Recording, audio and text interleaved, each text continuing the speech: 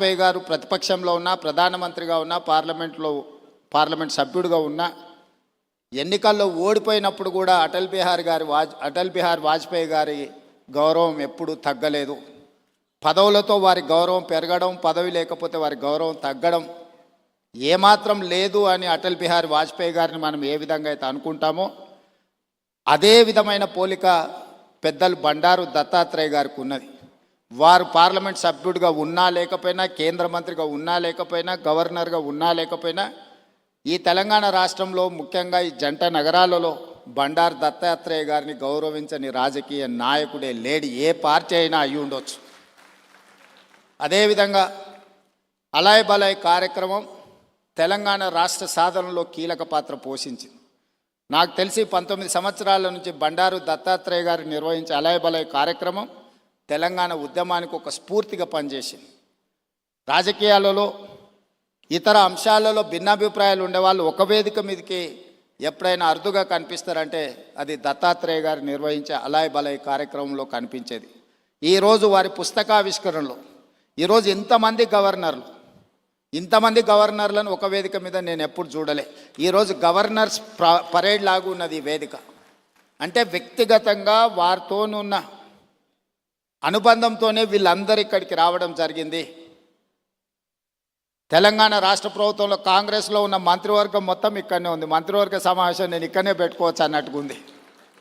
ఎందుకంటే ఎవరు కూడా దత్తాత్రేయ గారిని భారతీయ జనతా పార్టీ నాయకుడనో లేకపోతే భారతీయ జనతా పార్టీ కార్యక్రమానికి పోతున్న భావన లేదు.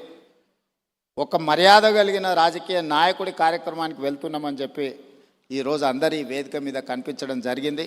ఏది ఏమైనా వారి ఆత్మకథను, వారి జీవన శైలిని, విధానాన్ని నూతనంగా రాజకీయాలలోకి రావాలనుకున్న వాళ్ళు పరిశీలించవలసిన అవసరం ఉన్నది. నేర్చుకోవాల్సింది చాలా ఉన్నది.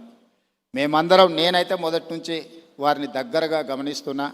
హైదరాబాదులో పి జనార్దన్ రెడ్డి గారు, బండారు దత్తాత్రేయ గారు పేదల గుండెల్లో చిరస్థాయిగా ఉంటారు. ఎవరికి ఏ కష్టం వచ్చినా, ఎవరికి ఏ బాధ ఉన్నా అది తీరుతుందో తీరదో తెలియదు, కానీ కష్టం వచ్చినప్పుడు వాళ్ళకు గుర్తొచ్చే నాయకులు ఇద్దరి జంట నగరాలలో. ఒకరి పి జనార్దన్ రెడ్డి అయితే, రెండు బండారు దత్తాత్రేయ గారు. మేము వెళ్ళి చెప్పుకోవచ్చు, మేము కలవచ్చు. మేము ఎప్పుడు వెళ్ళినా నాయకుడు కలుస్తాడు, మా సమస్య వింటాడు, అధికారులకు ఫోన్ చేస్తాడు. ఇంకొక విషయం కూడా తెలియాలి, ఈ కాలంలో ఒక్క లెటర్ మీద సంతకం పెట్టి ఇవ్వాలి అంటే నాయకులు భయపడే పరిస్థితులు. కానీ ఆనాడు దత్తాత్రేయ గారు వందలాది లెటర్లు తిరుపతి దర్శనానికి సంతకాలు పెట్టి మా అందరికి ఇచ్చేటోడు. ఎప్పుడు మా దగ్గర పుస్తకాలు ఎలాగూ ఉండేటి. దత్తాత్రేయ గారు ఎంపీగా సంతకం పెట్టి రైల్వే రిజర్వేషన్ కూడా, ఇప్పుడంటే విమానాలు వచ్చినాయి, కార్లు వచ్చినాయి, ఒకప్పుడు రైల్వే రిజర్వేషన్ అనేది కూడా చాలా ముఖ్యం. దత్తాత్రేయ గారు పుస్తకాల కొద్దీ ఆయన లెటరేట్స్ మీద సంతకాలు పెట్టి రైల్వే కూపన్లకు కూడా వారు సంతకాలు పెట్టించేటోళ్ళు. అదేవిధంగా ఒకప్పుడు టెలిఫోన్ కనెక్షన్కి కూడా చాలా విలువ ఉండేది. గ్యాస్ సిలిండర్కి చాలా